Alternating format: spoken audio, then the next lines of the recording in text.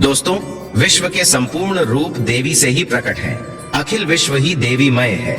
ऐसे मां आदि शक्ति की उपासना का पावन पर्व चैत्र नवरात्रि इस महीने की 17 तारीख तक यानी 17 अप्रैल 2024 तक मनाया जाएगा। हिंदू धर्म में चैत्र नवरात्रि का विशेष महत्व माना जाता है। ऐसा इसलिए क्योंकि इसी दिन से हिंदू नव वर्ष यानी कि नव संवत्सर की भी शुरुआत होती है। होली के बाद चैत्र नवरात्रि का प्रारंभ होता है और इस दौरान मां दुर्गा की आराधना की जाती है। चैत्र नवरात्रि को बड़ी नवरात्रि भी कहते हैं। देवी तुलजा भवानी बड़ी माता मानी जाती है तो चामुंडा माता छोटी माता जाती हैं। बड़ी नवरात्रि को बसंत नवरात्रि और छोटी नवरात्रि को शारदीय नवरात्रि कहते हैं। दोनों के बीच 6 महीने की दूरी है। नवरात्र का मतलब है 9 विशेष रात्रियां एल। इस समय शक्ति के नव रूपों की उपासना की जाती है क्योंकि रात्रि शब्द सिद्धि का प्रतीक माना जाता है एल। इन 9 दिनों में मां के 9 रूपों की विधि विधान से पूजा अर्चना करने से विशेष फलों की प्राप्ति होती है। मां जगदम्बे को प्रसन्न करने के लिए भक्त इन 9 दिनों में उपवास रखते हैं और विधि विधान से पूजा करते हैं। मां के विविध रूप भक्तों के लिए उत्पन्न परिस्थिति में करुणा के प्रतीक ही है। मान्यता है कि नवरात्रि में मां दुर्गा की सच्चे मन से आराधना की जाए तो जातक की सभी मनोकामनाएं पूरी होती हैं। हिंदू धर्म ग्रंथों में नवरात्रि व्रत रखने के कई लाभ और महत्व के बारे में बताया गया है।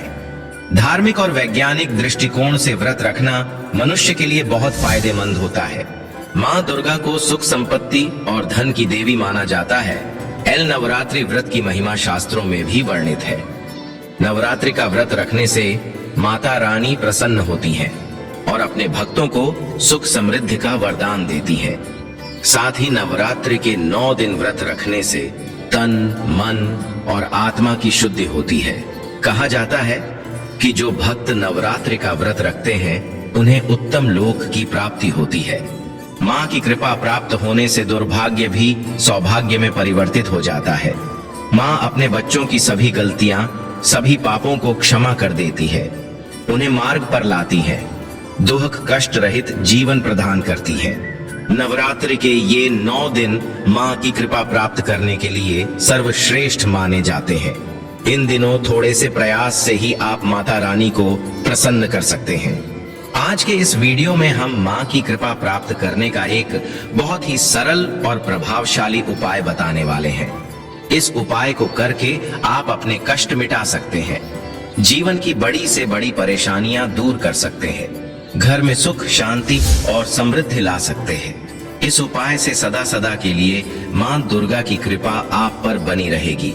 ये उपाय नवरात्रि के दौरान किसी भी दिन कर सकते हैं, लेकिन हो सके तो रोज 9 दिनों तक आप इस उपाय को श्रद्धा पूर्वक करें, क्योंकि ये 9 दिन मां की कृपा प्राप्त करने के लिए सर्वश्रेष्ठ माने जाते हैं। इन दिनों में विशेष लाभ मिल सकते हैं। आगे बढ़ने से पहले आपसे रिक्वेस्ट करते हैं कि वीडियो को लाइक जरूर करिएगा, दोस्तों को शेयर कर दीजिएगा और अगर आपने अभी तक चैनल को सब्सक्राइब नहीं किया है तो चैनल को सब्सक्राइब करके बेल आइकन जरूर दबाइएगा। दोस्तों, स्वच्छता पवित्रता का ख्याल तो हम हर मंगल समय पर करते ही हैं, लेकिन फिर भी ये उपाय करने के लिए स्नानादि कर स्वच्छ वस्त्र परिधान करें। अशुभ रंग के कपड़े ना पहने। नारंगी, लाल, गुलाबी, पीले, हरे ऐसे शुभ रंग के कपड़े पहनकर आप पूजा आराधना करें। मां के समक्ष लाल ऊनी आसन लगाकर बैठ जाए। देवी देवताओं को नमस्कार करें, कलश को नमस्कार करें।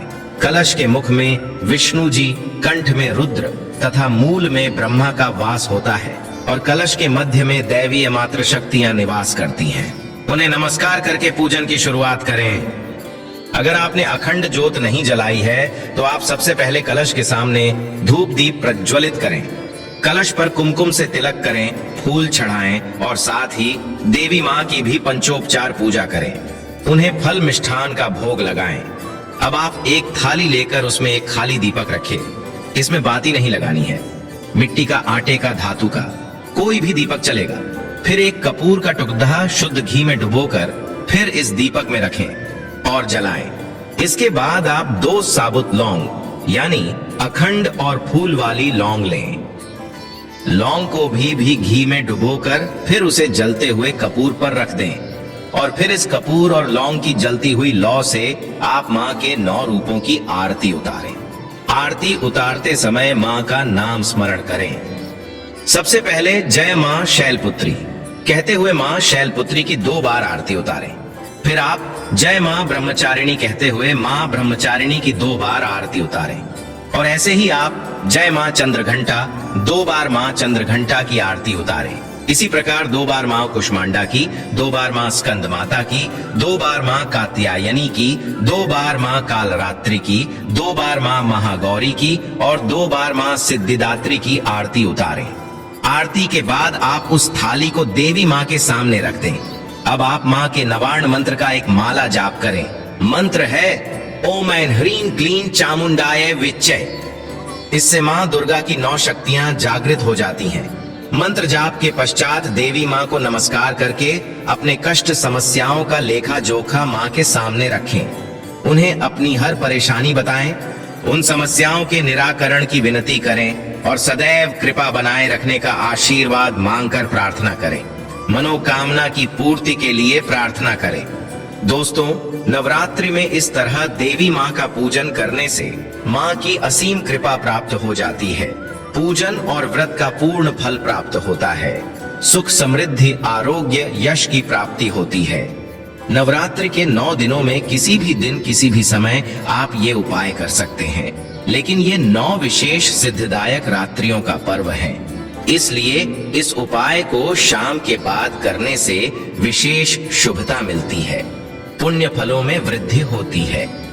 नवरात्रि में अगर आप कलश स्थापना नहीं कर पाए हैं या किसी कारण व्रत भी धारण नहीं कर पाए हैं, तो ये आसान सा उपाय करके आप दुर्गा माँ की कृपा पा सकते हैं।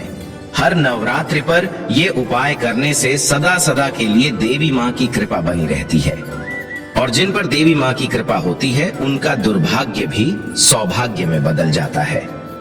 दोस्तों, इस उपाय पूजा आराधना के साथ ही नवरात्रि में जरूरी है। कन्या पूजन। शास्त्रों के अनुसार 2 वर्ष की कन्या के पूजन से दुख दरिद्रता दूर हो जाती है। 3 वर्ष की कन्या के पूजन से धन धान्य की कमी नहीं होती, परिवार में संपन्नता आती है। 4 वर्ष की कन्या की पूजा से परिवार का कल्याण होता है। 5 वर्ष की कन्या को पूजने से निरोग जीवन मिलता है। 6 वर्ष की कन्या की पूजा से विद्या, विजय, राजयोग की प्राप्ति होती है। 7 वर्ष की कन्या का पूजन करने से ऐश्वर्य की प्राप्ति होती है। 8 वर्ष की कन्या के पूजन करने से वाद विवाद में विजय प्राप्त होती है। 9 वर्ष की कन्या का पूजन करने से शत्रुओं का नाश होता है और कार्यों में सफलता मिलती है। 10 वर्ष की कन्या सुभद्रा कहलाती है। इसकी पूजा से भक्त की हर मनोकामना पूर्ण होती है। इसके अलावा नवरात्रि में सात्विकता अवश्य बरतें। आप व्रत पूजा करें या ना करें, लेकिन मांस, मदिरा, लहसुन, प्याज इत्यादि से दूर रहें, क्लेश कलह से दूर रहें, ब्रह्मचर्य का पालन करें, बुरी आदतों को त्याग दें। साथ ही आप नवरात्रों में कन्या पूजन करें या ना करें, लेकिन आपको ऐसा संकल्प इन नवरात्रि में अवश्य लेना चाहिए कि आप समाज की कन्याओं और महिलाओं को हमेशा आदर भाव देंगे। शायद इस चैत्र नवरात्रि में माता को यही सबसे बड़ी भेंट हो सकती है। आज के लिए बस इतना ही। दोस्तों, अगर माता रानी को सच्चे हृदय से चाहते हैं तो कमेंट में जय माता दी अवश्य लिख दें। दोस्तों, अगर आपको ये जानकारी पसंद आया है तो वीडियो को लाइक करिएगा, दोस्तों को शेयर जरूर करिएगा और चैनल को सब्सक्राइब करके बेल आइकन जरूर दबाइएगा। आपका दिन शुभ हो।